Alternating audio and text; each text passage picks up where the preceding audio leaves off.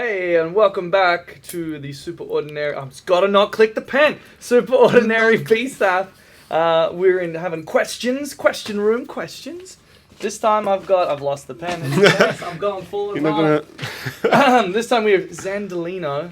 How are you going, my dude? I'm very well. You're very well. How are you? I'm pretty good. They've changed my pen up. It clicks now, so I'm going to be freaking about that the whole time. Yeah. So, my dude, you are painting in our kitchen right now. Yes. I'm a resident of this building. I'll be kicking around viewing your art for months to come. That's good. Your piece in the kitchen, what's going on? Walk us through it. I don't know if it's on screen, it might be here. I don't think we have like that. That's fine. No, what's We'll going see where on he is. this time? Let's see where he is. No, I it's the balled wrong- too it's the hard. wrong. I'm sorry. Oh, yeah, so what's the inspiration?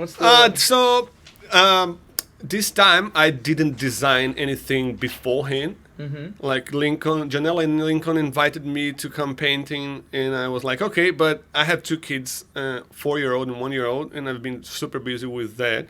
And I had in the back of my mind, okay, I'm gonna paint for BSAF, but this time I just like, oh, I've talked to Lincoln before. He said like, just go crazy on patterns. I do a lot of patterns in abstract. Mm-hmm. And he just came like, yeah, do the whole kitchen. And I was going to. I'm still doing the walls. I'm a bit behind. But I'm really going really loose. But other than just going super abstract as I normally go, I'm going a little bit figurative this time. And just putting people on the wall, like adding people, child, adults, people moving. It's just, and mixing with some abstract patterns. And yeah. So why do you think this time you've found yourself more grounded, less away from abstract, more into like that figures? Alright, we have to work Mainly because of that little chat we were having before. Like I'm experimenting, so I'm very comfortable on the abstraction, just doing patterns, and I'm every now and then, and more often now, I'm pushing myself out of this comfort zone and trying to go more figurative, not hyper realist, but more figurative.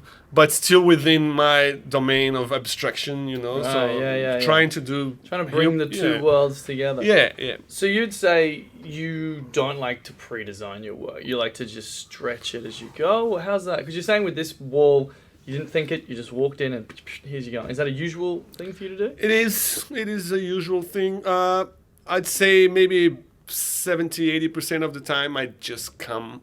I think about when I'm getting to the place, and then I'm preparing the wall, I get my sketchbook, I do a quick sketch, and then I have something.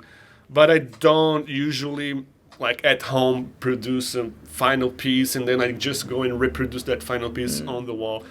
How does that work for you as an artist, trying to pitch more commercial jobs, or like someone wants the side of their building done? How do you go about that then? You just show them your past work, or? Well, I haven't done much. The big murals I've done so far, many of them were for BSAF and for Yonder Festival, and I'm trying to organize myself actually to be more active in going and prospecting bigger jobs like this. But I've done a few, and all of the ones that I was commissioned for. Luckily, the clients were like, just go. Do whatever, Yeah. Like one guy wanted something specific, but he gave me a lot of freedom. Like, hey, I want my family name somehow, so I just went Worked with abstract, and I use a lot of typography elements as well. Yeah. So I do some. It's like a bit of. It's not tagging, but because tagging is it's typography somehow as well. So there is a lot of elements of typography because I come from a architecture and graphic design background. Right. Well. Okay. Cool. So I'm running away a little bit of your question, but no. This is go. And the more you tell me and the viewers, the better we're going. So I don't know. Like I don't have a specific approach to when I'm prospecting, clients and walls. I just go. You just let them know, hey man, this is how I roll. They get what they get. I mean, if someone would come to me like, hey, I want like the face of my daughter hyper realistic in these walls, like, That's not my maybe thing. not for me. You know, Yeah. like I know who you can call, who you That's like, good, I can yeah. educate someone, but like it's probably not gonna be. But if he's more keen on like, yeah, you can do an abstract version of my Yeah. my daughter on the wall. So your advice to them would be honest to your own art style when you're being approached for the job. If you honestly don't think you can do it or a good job, push it to a friend and your friend will push it back. You know? Yeah, well, at least for what I expect of doing art for myself, because like I understand that some people will just learn how to do hyperrealism, and they will use it as a tool. Maybe they will not like enjoy all of the jobs they do. Like, oh, I hate doing this figure of a horse here in this wall, but I know how to do it. And they use like it's like a tradie of the art. you Yeah. know? Just gotta do your work, cash is like cash. I envy some of these people as well, but it's not how I've been doing lately. Yeah. Maybe at some point it will be like this. Hey, but change is inevitable. It happens, but maybe not now. yeah. All right. So let's not let the accent give it away. You are from Brazil, From Brazil. native speaker of Portuguese. Look at me flex. Brazilian Portuguese. which Brazilian Portuguese. differs from Portuguese. Stop from flexing Portugal. on them. Yeah. And Okay. it's like, you know, like an American or Australian guy listening to a very heavy accent of someone Like someone Irish. Scottish or Irish Yeah. or like, and it's it's English, but Yeah. it's like, oh, It's like, you have is to- it though?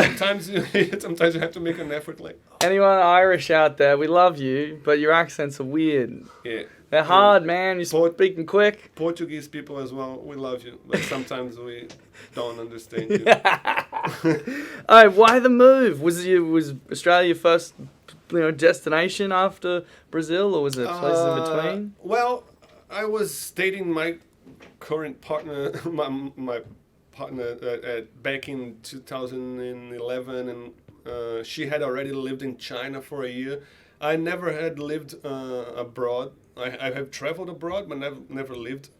And we just gathered some money working there, and she was keen to leave the country again and live somewhere else, and she was like, "Let's go," and I was like, "Let's go." Yeah, And let's then do we it. had a couple of friends who had come here to Brisbane 1 year before, and then we were still in touch with them, and we like got to know a little bit about Brisbane and Australia, and we thought like, yeah, sounds good. Like we were both fluent on English already, Yeah, me and yeah. my partner. So we wanted to come to an English-speaking country, and Right. from all of the options, Australia seemed to be pretty okay. chill. That It was is a very chill place. 2013. 2030. Yeah. So you've been kicking it here for a bit, Yeah, yeah. setting up camp, hanging out. Yeah, she came to do like a master's in linguistics, and I came to do I wanted to do something hands-on. I worked with graphic design in Brazil. Right. And when I came here, I was like, I don't want to just do like a Yeah. master's or anything. I want to do something hands-on. So I did TAFE, visual arts TAFE, Yeah. for a year and a half. How'd that work? Is it what you expected? Was that a bit It of a was curveball? super cool, man. Like just a big space with all the materials, opportunities, and teachers pitching your mind like, let's do work, man. Let's, like pushing you to experiment. So it was actually the beginning of all of my art production. Although I was working with architecture and graphic design for long, and they drink from art, architecture and graphic design, but they do not deliver art specific. They deliver Yeah. function. Yeah. Like it's a big discussion, form and function. Oh, yeah. But And that's something that interests you? The being able to have your two hats, your two divides. Clearly you do your graphic design, but then also be able to step into your freeform art. Oh, well, now that like I've been doing a lot more art, it definitely have contributed a lot to my graphic design skills. Although I've been trying to run away from them a little bit. When some graphic design commission shows up, I try like to avoid it. Eventually I get it, and I feel much more confident to do some stuff in the graphic design world now that I'm much more loose and I have experimented a lot with free art. Would you say, like, going back to what we were talking about before about how you approach a wall a lot, free, open, would you say that that's almost the rebellion to the graphic design side that you've had to do for jobs? Then you turn up and you're like, now it's time to just have fun. Yeah, definitely. I mean, like, I feel that all the art I did before I came here and pushed myself to do the art I'm doing now was very trying trying to use art as a tool, especially because when I studied architecture, you use art as a tool of representing something real or like something from your imagination. But a lot of the time, it's very practical. You're drawing something that's going to be constructed or something that you're looking at. So it's realism, you know, like. Yeah. And when I was at TAFE, trying to, and there was like a lot of assignments to do, a lot of new challenges art-wise to do, and I was trying to push that realism, you know, but it was not what I really wanted to do because I was doing that already. Yeah. And then at some point, I don't remember specifically when, but at some point something clicked and I started like going all the way around abstract. Like the thing that broke the camel's back. It was it. That was done. I'm now unleashed. So I feel like I've really abandoned a lot of the realism. I mean, trying to, you know, do something that I'm looking at for a while. And I went really crazy on abstract and started having a lot of fun with it. And then at some point... Producer nod, is that saying it's time? It is time. It's time? It went fast. No, that's okay. I need you to sign the wall, though, however you do. Sorry, I'm so sorry to cut you off. So interesting. Okay. This is like my guilty pleasure is just sitting here and learning. Anywhere below here. Yeah. So can we see? Go on the right hand side because there's way more Heaps of space. space. I think Even it comes behind to here. him? Yeah, Yeah. behind. I'll get it Go in way. Here? a little bit lower. Here? Yeah, there you go. Oh, hey. Okay. Good? Yeah.